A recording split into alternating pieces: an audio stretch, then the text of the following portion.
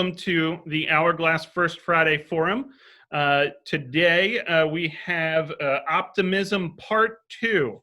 So Optimism in Lancaster County Part 2. Part 1, it was last month in September. We were fortunate enough to have Ken Hornback from HI, as well as Ben Lesher from SDL DevCo, and Larry Zook from Landis Communities join us. That video of that forum is available on our website and on our YouTube channel, so feel free to check that out. That's a very good discussion. I'm sure we'll have a great discussion today. My name is Jonathan Russell. I'm the Executive Director of Hourglass.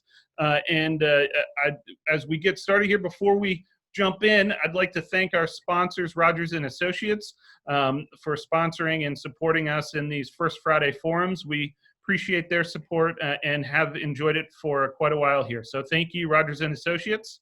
Also, Millersville University. If it were not for COVID, we would be at the Ware Center, but sadly, we are not there. So in light of that, we'll be on Zoom here, and thank you for joining us on this platform. I'd like to introduce our panelists today. We have Art Dodge from Ecore, Rob Ecklin, Ecklin Development, and Nelson Longenecker from Four Seasons. So gentlemen, thank you so much for being here. Oh, you're welcome, Jonathan. Welcome, Jonathan. And the conversation we have today is about optimism in Lancaster County. At Hourglass, we recognize this has not been an easy time for folks in the county, either businesses, individuals, organizations. There's a lot of doom and gloom. Most recent example of which is that the Steelers aren't playing this weekend, so I've been a little bummed about that, but of course there are much more important things than that. But we wanted to highlight some stories of optimism and talk to these gentlemen here today. So if you wouldn't mind each going around and introducing yourselves, we'll start with you, Art, and your companies and your organization's role here in Lancaster County. Sure, Jonathan. Thank you very much, and thank you to the Hourglass for hosting this event. I'm Art Dodge, Chairman and CEO of Ecore International. I come from a family that's been operating businesses in Lancaster and Lancaster County since 1871. So I've grown up listening to a lot of horror stories about things that can go wrong. I've spent most of my professional adult life in Lancaster. I graduated from Lancaster City Schools. Attended American University in Washington, D.C., got my JD MBA, worked for a consulting company in London for a while, and then decided to come back to Lancaster to start what is now called Ecore as a joint venture in 1989. We presently operate in Lancaster, York, in Pennsylvania, Corona, California, and Williamsville, New York. We've got over 500 colleagues that I get the privilege of working with every day. Recently, I also acquired part interest in Rank Plumbing and Heating. I'm co-owner of that, so I've got a foot into the local residential services industry. We also have some commercial real estate interests and other businesses. I am married, very fortunately married to my lovely wife, Justina, and I have 5 children. Excellent. Rob? Well, thanks, Jonathan, and hello, everyone out there. I'm Rob Ecklin, president of Ecklin Development. We own, operate, and renovate historic properties in downtown Lancaster and have been doing that for a few decades now, actually. One of the early investors and believers in the downtown city and how we could be a part of that. Our portfolio is fairly diversified. We have residential units, we have boutique retail units, we have office space and some event space, all knitted in and around mostly the downtown area, a little bit outside the city, all around the theme of historic, bringing the old back to current day or newer uses. We do enjoy doing that. I have co-chaired 2 strategic plans for Lancaster City, so have been very involved in ways we could attract and retain private money in the city, disposable income, get people to come downtown, spend time, enjoy, and really understand the fabric of this city, which is great architecture, very walkable, passionate people. A lot of the reasons that has given me confidence over the years to invest and stay invested in the city of Lancaster. Excellent. Nelson, last but not least. Well, good afternoon, and I'll add my thanks to Jonathan and the Hourglass Foundation. I'm actually enjoying a bit of what Rob referenced as creating here in Lancaster. My wife and I have lived downtown here next to the Stevens School Apartments for the past 5 years. I serve as Vice President of Business Innovation for Four Seasons family of companies. So we're a diversified family of companies, all created around what we call driving healthy distribution of products and services. And so we ship about 1 million pounds of fresh product every day throughout the Northeast, ranging from Boston down into the Carolinas, out into Ohio. We export to Bermuda. So we have quite a footprint in terms of fresh produce, feeding millions of people every day. And I've had the role there of overseeing our strategic projects, IT, facilities, and other continuous improvement and other duties as assigned, as they say. But I've been there about 22 years. I'm optimistic about Lancaster. I'll talk about that later, but pleased to be part of a company that's family owned and local, been in business for 44 years. Looking forward to the conversation. Great. Well, we're happy to have you all here, and this is going to be fun.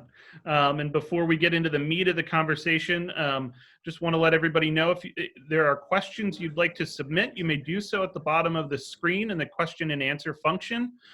We will get to those at the end of our conversation today. And if you like someone else's comment, you may upvote it with the little thumbs up, and we'll get to the questions that have the most thumbs up at the first. So little audience participation as we're going through here. So thank you for that. Let's jump into the maybe the not so fun part of this discussion today in talking about COVID and coronavirus. How has the virus impacted your operations? And how have they changed as a result of COVID? Art, do you want to start? Sure, I'd be happy to. So look, I look at COVID as a natural disaster. It's just a disaster with a long tail. We as a company were deemed essential from day one, so operations never closed. That posed a number of challenges because there was a lot of anxiety when the nation began to shut down. It obviously impacted a lot of our key markets and geographies fairly quickly, but our focus from day one was on the health and safety of our employees and their families. That became really the marching orders I gave the organization was, let's make sure that absolutely nobody becomes exposed to this on our watch. We devoted 100% of our supervisory and HR time to making sure that we could operate safely. And if we weren't going to operate safely, we weren't going to operate. So that became our priority. Once we got a handle on what we needed to do, we immediately pivoted and focused on our customers and their specific needs. A lot of people were also, in kind of free fall. We service a lot of commercial construction markets. We're a very major supplier to the health and fitness industry, sports venues, places where people congregate. Obviously, they weren't. So a lot of our customers were facing projects that were either being held up or suspended, and they needed a lot of help to kind of figure out how to work through that. So we spent a good deal of time helping customers through their immediate needs. And then we focused on operations and, right-sizing the businesses that we manage while continuing to focus on the future. This is a periodic episodic problem, right? This is not a end of the world issue. This is just a hit the pause button for a while and be able to manage through that. We are very conscious of the fact that, our businesses and our customers will all recover. We value all of our employees. We did not go through any layoffs. We have not laid anybody off because I find that to be, maybe short-term beneficial, but long-term, when things recover, finding good, talented employees, especially in Lancaster, is probably be my number one challenge. So, business will slow and grow. Finding talent is an endless job, and I'm sure Rob and Nelson will agree with me. I mean, our number one job is to continue to attract talent, because that is ultimately what will continue to drive the growth of our businesses and the growth of this community. So really, I mean, those were the things that we did immediately. We focused on distance learning. Obviously, a lot of the trends that we see, and you've heard this over and over again, were just accelerated and brought forward. I mean, I'd never been on a Zoom call before March the 15th. I think I've been on 1,000 since March the 15th. So obviously, we pivoted and did what we needed to do to operate safely. You know, all of our employees get a temperature check when they show up. We do constant screening. We have provided work from home for people that were at risk. You know, a lot of teleconferencing. But again, the one thing that I've realized is you cannot communicate or teach people a culture.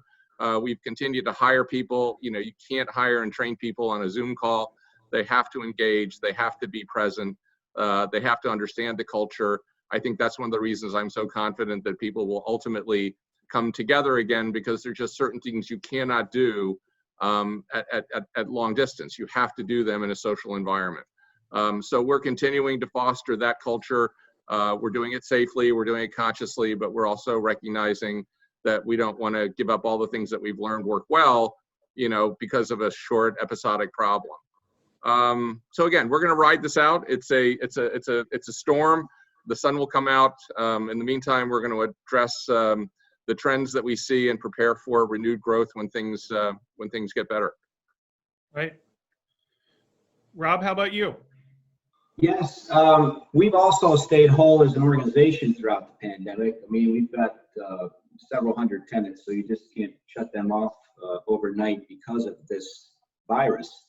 And as people know, those that are watching that are part of or participate in the city, we have a new set of challenges. If we go through our tenant list, the residential is holding up well.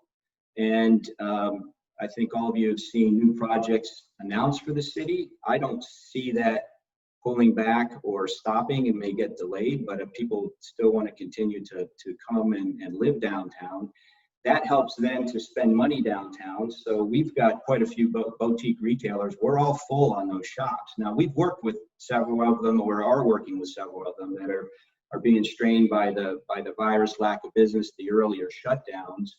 But so far, that end of the business is holding up. The office side of the business in downtown Lancaster has always been maybe I'll call it the weakest of our three areas. But we've had some activity there as well. We all know working from home doesn't generate office space in downtown, so I'm not sure exactly what that'll look like a few years out. But our real challenge are the businesses that are still closed. I mean, yes, you're 50% at a restaurant, but you're basically closed. Outdoor dining is only going to last another couple of months. We have hotels that generate a lot of spendable revenue in the city that are not doing as well. Entertainment not doing as well. Events are starting to trickle back in, but again, you've got restrictions on events. So my concern is how we get people back into this economic model and not lose really good, hardworking businesses. I mean, when we went into this virus, we had a portfolio, and still do, of really good, hardworking, paying tenants that are excited and want to be a part of the future of the city. And yeah, we have been doing what we can to retain that. But you can't run a business when you can't be open. So I really see that as a critical issue going forward to reestablish and not lose the momentum that we've had and enjoyed in the city. I would hate to see the virus, as challenging as it is, set us back 10 years or more from all the work and all the progress we've made in downtown Lancaster. Couldn't agree more. Nelson, how about you? Yeah, we started scrambling day one. As I believe Art said, we were viewed as essential, and so we fortunately were able to continue shipping fresh product, march forward. And our biggest challenge, frankly, is to keep our people safe and to continue to recruit. We are always looking for talent, as the others have mentioned. And I think for us, being a values-driven company with a lot of focus on taking care of our people and taking care of our customers, it just renewed that focus so that we did everything possible, even things that were fairly costly, to keep, the truck cabs sanitized, the offices and so forth. And it's been costly, but it's an investment that was well worth it in helping us keep down any spread within the facility or with our drivers who drove into New York City and places like that during the heart of this. So we did everything we could to not only address concerns, but make sure we were proactive in taking safety measures and so forth. We really tried to be transparent with our team on what was going on. I saw that a large company that I won't name just announced how many cases they had this morning, and we were announcing that to our team day one and tried to keep very clear on what measures we were taking, what part they played, and everything that we hope to gain by continuing to be careful and keep people safe. One of our core values is dynamic leadership, and I would say the way in which decision-making changed is, if you can imagine a produce company even moving faster, there were things that we did, moving people remote and so forth, that happened at a rate that I've not experienced in my 22 years there. So we really worked hard to stay current with whatever the science is and what we understand to be the right things to do, and to stay current with our customers who were trying to keep up with folks that wanted to eat healthy and shop at a grocery store. So it has really altered the market. I think the move to online and some of the things that affect retail, even here in Lancaster City, are going to be changes that we're going to be dealing with for a long time. But it's been energizing. It's also been daunting at times, but yeah, we're doing well. Good. And that's a little bit of why that dynamic leadership and is a reason why we asked you three to be here. You embody this sense of pragmatic optimism, a sort of grounded approach to thinking about the future and propelling your organizations forward. Can you talk a little bit about how some of that mentality has affected your work in this time, and how you look at it going forward? And I can let this be a little bit of a free-for-all, and we don't necessarily need to go in order, but if you'd like to talk about that, that'd be great. I was really struck by the amount of innovation coming from some of our team. Some of you may recall and maybe still deal with the shortage of sanitizer and some of those kind of things. So folks were figuring out how to fill little containers from a 55-gallon drum. They were coming up with new ways to protect people within the building, and just good Lancaster County ingenuity. So I think that's been very reassuring that when faced with a challenge, folks in Lancaster will figure out a way to get it done. We were employing nurses to check temperatures, and we've now, through a lot of research and testing and so forth, found a much more direct way to check everyone's temperature and hook it into our access to the building. So it's been a really interesting microcosm of all the innovation that kind of rises to the occasion when you have these challenges. So that's what keeps me optimistic. Great. Yeah, we call it, or I do, the COVID dance, because it seems like every week there's another variable to deal with that really hasn't let up yet. But for us in Ecklin Development, it's really about what can we do. I mean, we've got maybe a dozen employees downtown, so surely the safety and how we approach that is important, but also then the safety of our tenants. So when we're entering a property for maintenance, what's the proper way to do that and have people comfortable, because we know there's some people that are completely comfortable with the virus, and there's some that are very uncomfortable with the virus. So you have all opinions and walks of life on that, and we have that in our tenant portfolio. when this thing initially hit April, May, where we were at maximum concern level, we were really honestly wondering how many of our tenants would come out of this on the other side, or be able to work through it, or be able to ultimately survive. So that's a weekly discussion for us, and we've been as creative as anyone on how to keep our tenants whole and try to keep them in their place of business, deferring rents, helping out any way we can financially to help them through the different programs available to them to apply for assistance, for example. And there's many of those out there, and many of our tenants participated in that. And that continues to be the case for many. But a lot of them, other than the ones that are still in a forced partial shutdown, have businesses coming back. It hasn't completely gone away. People are coming back into downtown. They're getting more comfortable coming into downtown. They're getting more comfortable with the safety of the shop owners and what's provided to them as they enter a store or enter an office or a place of business. So that's a management tool or a new management system that happened because of this situation, and we'll continue to work through that. I always say there's really business speed bumps just about every year, and then every so many years you get some major ones, whether it's recessions or a 9/11 attack or a pandemic.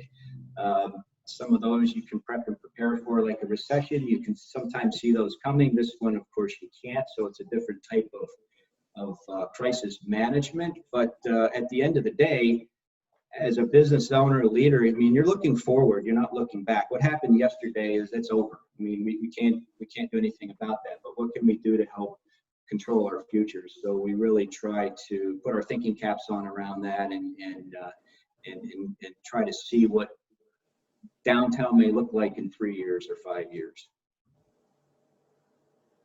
Yeah, look, I mean, if I look back over the last 30 years, we had, Y2K, everything was going to stop on, January 1, 2000, 2010, we had the great financial crisis. I mean, I agree with Rob, right? I mean, these are just things that happen. They're unpredictable, but they are going to happen. You're going to have events that are going to cause you to have to stop and pivot and do things differently. And so building resilience into your organization and into your culture and into the fact that you just have to cope is important. I think it's also very challenging when things like this, come up, because, suddenly people's attention is taken away from planning in the future to how do I keep my family alive? How do I keep food on the table? What do I need to do? So you become very short term, very transactional, very focused on the here and now. And I think, I think the three of us today are very fortunate because we have organizations that we work with that allow us to continue to focus on taking care of people in the immediate needs, but also keep an eye on the future, because ultimately this will change. We will have a future. We will see recovery, and things are going to get back to normal. So we can't give up on our plans, on the investments that we're making. We're making investments right now. Rank literally closed on an acquisition in Lancaster County yesterday, up in Brownstown. Ecore is going to continue to invest. We invested about $4.7 million this year, despite COVID, because we just know that our business is going to continue to recover. We're going to continue to grow, and we have long cycle investments, that take a year or two to mature and to come to fruition. So you can't just look at it and say, oh my gosh, we're having this momentary crisis, hit the brakes, right? You pump the brakes a little bit. And I'm not saying that, optimism shouldn't be grounded in reality. You got to look and check out your current situation. But, once you realize that the sky's not falling and that you're not headed off a cliff, you got to get behind the wheel of the car, get it back on the middle of the road and, keep going, right? I mean, you just can't stop. Generally speaking, also, I think the economy is not nearly as bad as people think, right? I think there was a body blow, but what we're seeing is that the consumer is actually in pretty good shape due to the CARES Act. Look at home purchases, look at car sales, right? I mean, the Lancaster County, I don't think a house is on the market, for 3 or 4 weeks before it's catching 3 or 4 bids. So generally speaking, there's still a good bit of liquidity out there. There is a lot of work being done for people that are transitioning into different lifestyles. But the system's not shut down. Great financial crisis, nobody could get a loan, right? I mean, there was absolute, a freeze on the financial level. That's not happened this time. So, we will find a way through this. I'm very confident about that. And, frankly, I'm born an optimist, right? So the glass is always half full for me. Great. I like what Art's saying, and if I could jump in, Jonathan, because it got me thinking a little bit about, April, May, you're right. You're in day-to-day management of a complete unknown. So you're trying to protect your businesses, you try to protect your people, your customers. I remember customers writing letters to us, please stay in business, we want you to be open, et cetera, when everything was in those darkest days. And then you work through that, you kind of get your house in order under a new paradigm. And and for us in downtown, one of those is renovation. We renovate historic properties, which we shut everything off in that time frame of April and May. It's unfortunate but necessary.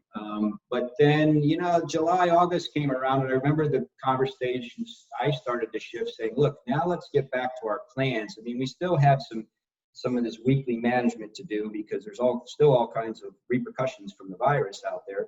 But we now need to get back to, as you see things kind of solidify, get back to some growth, you see it in the economy, tenants start to stabilize. Let's get back to our forward projects. Let's start getting back to our renovations. So September was kind of the month for us where we turned it back on, not quite 100%, but probably 70%. And hopefully we'll be able to, continue that and turn everything back on 100% in another month or two. It's interesting because I think a common theme throughout all of what the three of you have talked today about is having basically employing a sense of the term I always like to look at is VUCA, leadership. It's a military term, I believe. It's volatility, uncertainty, complexity, and ambiguity, and just operating in an environment in which you have to have a guiding sense of principles that help you go through any of the volatility and the uncertain times. So what are some of those guiding principles that you've used in your businesses to help think about going forward? I think we had a tagline we've had a tagline for many years called Growing Ideas, Producing Excellence. And I think folks have been kind of energized by challenges in the past. And so this became something that was much different and much bigger than many of us were used to. But there's a kind of a galvanizing effort that begins to happen. And I think, as Rob said, you take care of what's necessary today. And there were weeks when that kept us busy day after day. And as things began to settle out, you realize that we need to think long-term because this is changing the market for all of us. I don't think there's a business that hasn't been affected in one way or the other, and it might be your customers. And so we've gotten very intentional about looking at what that means for us long-term. And honestly, we're looking to 2021, 2022, and in the process of launching an expansion because we believe that people are going to continue to want to eat healthy, and our customers are asking for more, and we intend to do our part to enable that. And that's a very optimistic way of looking at the future, I guess. But the reality is that people are spending their money differently, and if businesses can figure out how to adapt to that and go after the new opportunities, there's plenty of places left for certain kinds of growth, not necessarily for every company, but causes all of us to rethink our business model. Art and Rob, do you have any sort of principles that you've applied to your businesses as you deal with any of this current crisis, but any in the past as well? Well, in terms of crisis management, I wouldn't say principles other than what I discussed. I mean, we always go back to who we are as a company, how we treat each other, how we treat our customers, what value can we provide in this current industry of downtown, how can we be differentiated. So we go back to some of those core values that are important to us as a business, and probably to a lot of businesses.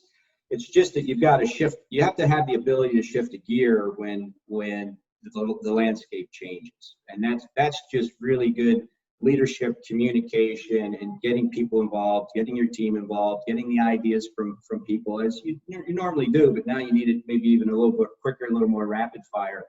And I think I go back to downtown Lancaster. I mean, there's some positives that come out of this. So creativity. Well, we have outdoor dining for the first time ever. We've been trying to get outdoor dining around the farmers market over here ever since I've been involved in downtown, and that's one of a few creative examples where the situation forces you to kind of sit back, think, and how can we be different, or how can we continue to create an economic model here.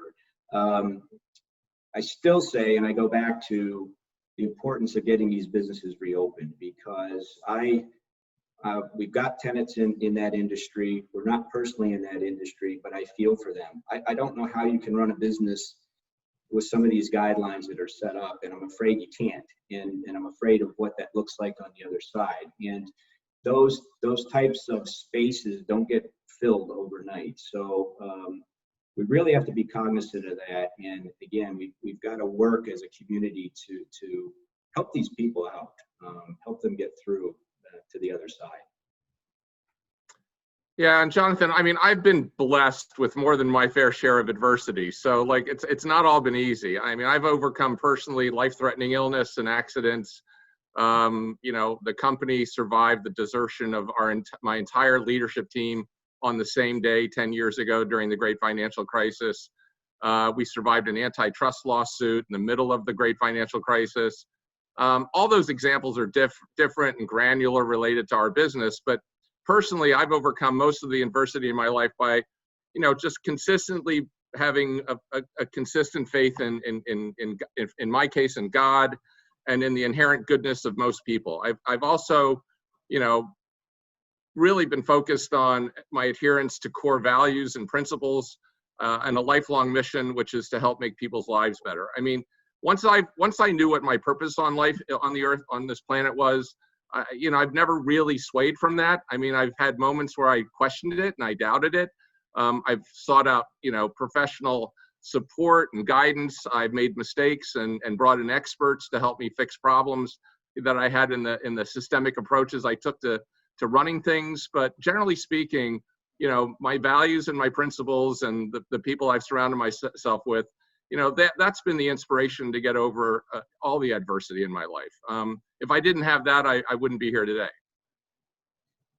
Great. It's inspiring stuff. It's interesting. We had our presentation last month, and it tapped into the theme that there's a lot of private investment happening in Lancaster. And Rob, I'm sure you can speak to this as well as Art and Nelson, but in Lancaster County, there's people investing their own money in projects happening in the county. And it's really inspiring stuff. And so, Nelson, to hear you talk about Four Seasons expanding is really good to hear. That's a really fantastic sign of optimism for the health of the county.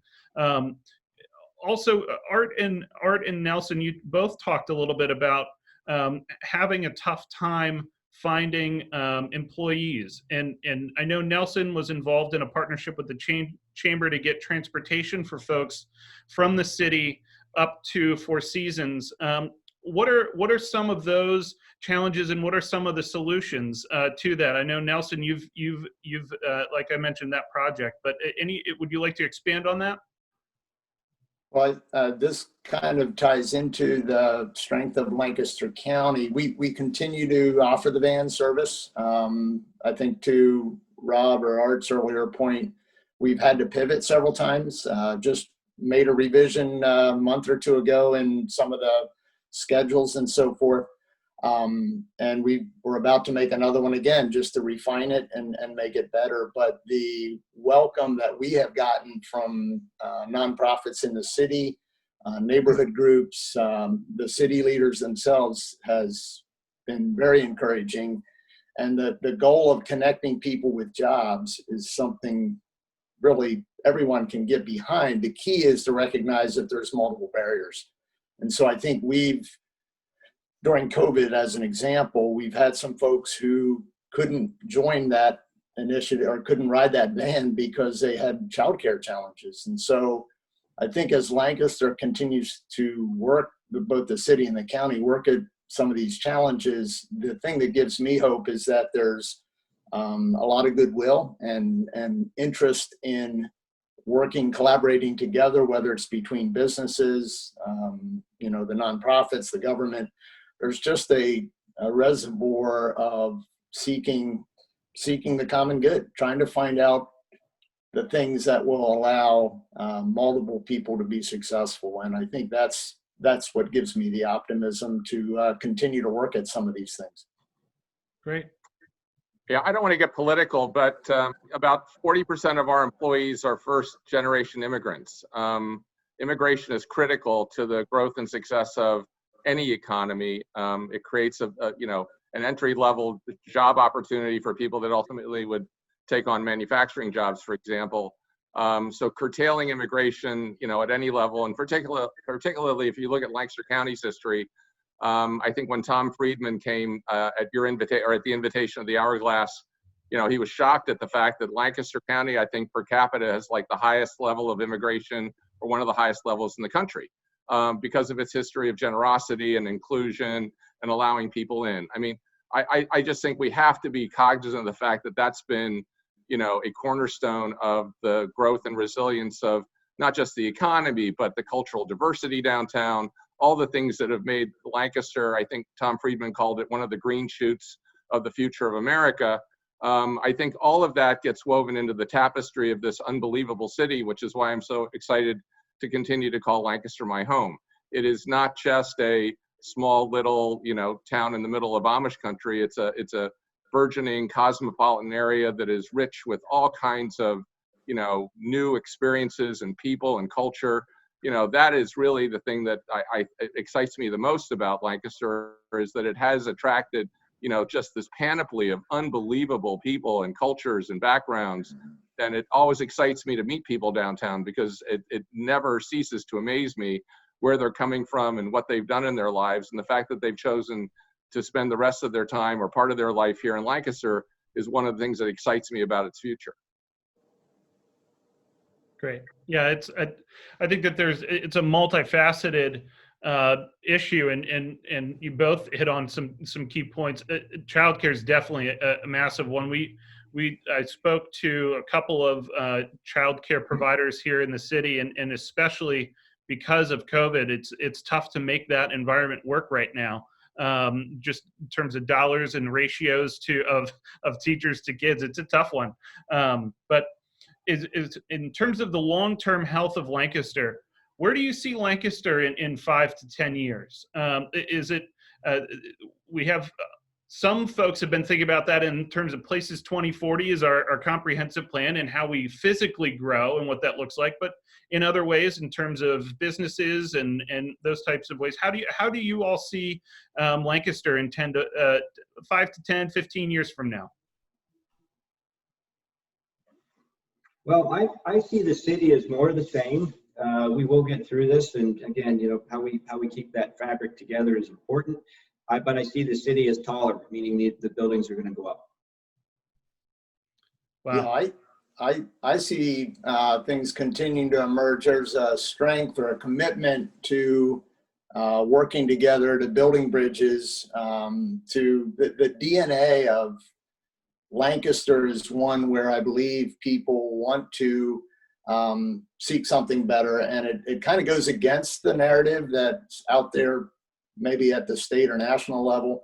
I think folks in Lancaster respect the fact that people that went before us had, done a lot of things to develop the kind of diversity, immigration that Art described. I mean, that's the strength of our community here, that we respect each other, there are a lot of good reasons to overcome the polarization that I think has been pretty clear in the political realm, perhaps. And I think we have resources that allow us and leaders that allow us to work at those things over the long term. You know, a lot of these problems aren't going to be solved easily, but we have people committed to work at it. I mean, I think once they finally finish putting the 5G network under the streets of Lancaster and we can drive around again safely, I think we'll all be thrilled. I think we're all getting tired of it. But listen, that's just one of the pains of having to continue to grow this economy and make Lancaster, you know, a leading edge community for the East Coast. And I think that's ultimately, I think it was one of the New York publications called Lancaster, the New Brooklyn, right? I mean, I do think that we're going to be a beneficiary of a lot of some of the post-COVID economic changes. The ability to work from home, you know, now allows somebody that is in the financial community in New York to commute to New York once or twice a week and spend the rest of their time in Lancaster. I think people that are, you know, looking for a wonderful place to retire are going to continue to make Lancaster one of the primary destinations, which it already is. I mean, I think, you know, this community has nothing but, you know, a fabulous future on the horizon. And that just really continues a trend that's been going on for the last 30 years. I mean, I remember being a young adult in Lancaster when they opened the dispensing company, and we all celebrated because the only other places to go were the Swamp Pox and Quips, right? I mean, if you think back on those days and what we have today, it's mind-numbing. I mean, I never thought I'd live in a community that would have, you know, 35 restaurants that were all really good, right? Or places to go after 10 o'clock, or, you know, the ability to listen to 5 languages. I mean, I never thought that would happen in my lifetime. So the fact that we've already made all this progress, you know, I think is a testament to the work that, you know, Janice and Charlie and Rick and now Danny have all done in kind of maintaining, you know, of addressing and pivoting to the current needs of the community, but staying true to kind of the long-term strategic planning, you know, which Rob has helped guide and a lot of other Lancaster leaders have helped to guide, which is kind of a consistent true north in terms of where are we going, and then managing around that to deal with the momentary changes. And I think so long as we keep our eye on that goal, that we have this opportunity to create a unique community, and we keep our eyes on a true north, and we have an agreed upon strategy that leaders can get behind, and we pick leaders to run the community, whether it's, you know, in the mayor's office or city council or at the county level, that kind of all agree that we should be going in the same direction, we'll be fine. We'll only have a problem if we start to fracture, right? And we see what that does around the country. When you have a divided government, when you have divided, you know, people, when you can't agree on what day of the week it is, you're going to have a problem, right? And I think that's one of the great things about Lancaster is we can disagree and we can agree to disagree, but we always coalesce around good things that make people's lives better. And as long as we continue to adhere to those values, Lancaster in 5, 10, 15, 20 years ago will continue to be a magnet for growth. It'll attract talent. If it attracts talent, it will continue to grow. And that's the crucible in which a great economy has grown. I agree. And one of the inspiring things for me recently was, I think March, the last event I went to before COVID was the In Good Company event that done by the chamber, the initiative with assets. It looked at how companies are invested in their communities in Lancaster. And it's mind blowing that I think Lancaster County has one of the highest percentages of B Corps of any county and region. I think we have more B Corps in Lancaster County than Ohio. Don't quote me on that, but I think that was what came out of that presentation. But you know, it's that mentality, and your businesses all represent that mentality as well. And it just has been great to hear from you. Why don't we wrap up the freewheeling discussion part of this and then go to the question and answers. Folks, if you'd like to submit a question, please do so at the bottom of the screen under the Q&A function. We will get to as many as we can today. I'm going to start with a question from Chris Kennedy. She's the head of Age to Age, a nonprofit here in Lancaster. She said, Rob, what do you have on your drawing boards for residential development in the city? Chris, I think it was Chris that asked that question. So we we consider ourselves a redeveloper, not a developer. So the new projects you see being announced, we're not part of. I'm excited by many of them. What we continue to do is either renovate or build out our own inventory of historic real estate, or look for other properties that we might be able to improve on or do residential conversion. Great. Michael Rowan, Hourglass board member and current landlord of the Hourglass, said Nelson touched upon the leaders who have preceded us in Lancaster. Does the group have any thoughts on how to continue and develop strong leaders involved in the community? Well, I certainly applaud the work that many organizations are doing, including Leadership Lancaster and others of that sort. I think the quality of the mentoring relationships that, you know, folks at least of my generation have will determine that outcome. I see a lot of colleagues, and I personally believe in mentoring, and I believe that is something that Lancaster can continue to do as intentionally as possible. I'm encouraged with some of the young leadership I see, you know, in city council and other organizations that are trying to connect with people, you know, that are much earlier in their career. But we need to be relentless about that, because they bring the ideas, they bring the innovation that perhaps those of us who have seen it all may not always grasp when we're faced with a new challenge. So I'm excited by the younger generation that I see in the city, and I think there are some avenues to continue to foster that kind of leadership. Art and Rob, do you have a response to that? Look, I mean, I served 3 terms on Lancaster City School Board. I think that, you know, the educational system in Lancaster City and County, you know, continues to be a priority. You know, we can't cultivate really productive citizens or future leaders unless they have a foundation in a great education. So I think that's always got to be a priority, and believe strongly that investing in education will always yield big dividends. And there's so many opportunities for young leaders on the political side, you know, to put their toe in the water, you know, whether it's at a, you know, local school board level, or whether it's at a community board or supervisory level. I mean, there's just lots of places that you can test out the water and see whether that kind of, you know, engagement, you know, that being at the crossroads of kind of public policy and, you know, the economy, and having to make tough decisions, and then having to wrestle with individuals who will stand in front of a mic for 30 minutes and beat you up. You know, that's just the nature of the game. And, you know, I think we all have to be kind to each other to know that nobody's born into this. We all have to allow each other to grow into it. We have generations behind us that are coming up that, you know, have to be given encouragement to take on these challenges, because somebody's got to do it, right? And I think we all have to be cognizant of it's not an easy job, and it doesn't necessarily pay, you know, fantastically well. And it is a commitment to a broader, you know, sense of goodness to the community. But we have to support those people. And I think, you know, we all get focused on our own little worlds, and we don't take enough time reaching out and thanking people that are willing to take on that challenge. So, you know, I think everybody needs a little bit of, you know, pat on the back and some encouragement. So, you know, if you see your local, you know, city councilman or, you know, county supervisor, whatever, you know, give them a pat on the back and say thank you, right? Because a thank you can go a long way.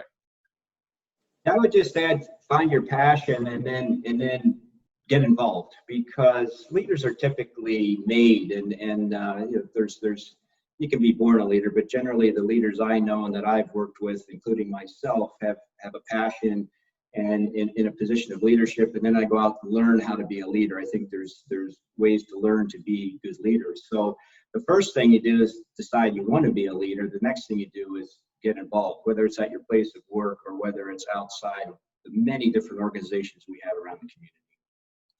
Great I mean, question. all the non-for-profit boards in Lancaster. I mean, it's unbelievable how much support is being given to the community by volunteers, you know, outside their regular workday to just support different organizations. You know, it's just amazing to me. And a lot of those have also been a fulcrum for growth.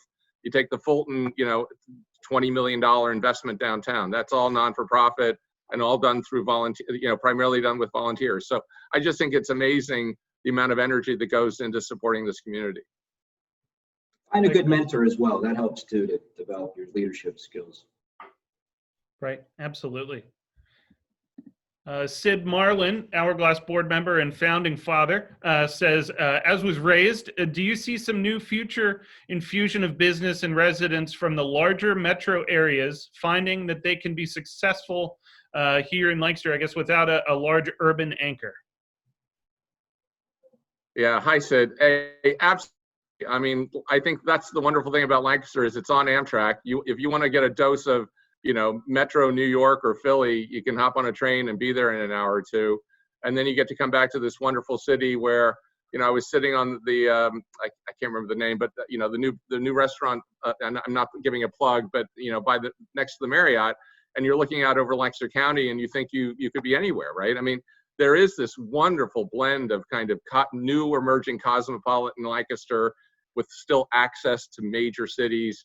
I think that is the thing that excites me about the future, is that it's all coming together. And I think Lancaster really, really will benefit, from the shift away from I have to be in a metro market to keep a job to I'd much rather be in a place like Lancaster and still have my job in a major metropolitan area. Yeah, Go ahead, Nelson. I'm sorry.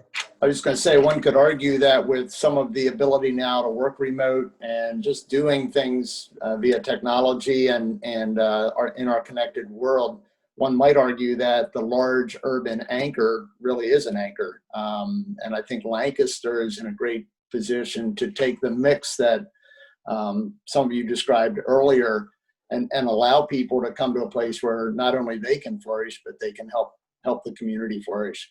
I'm just blown away by the generosity that we see with the extra give, as an example. And people are, I think, attracted to a place where folks do think beyond themselves. So I think we have a lot to offer, and I think it's going to continue to be attractive to people from some of those larger cities.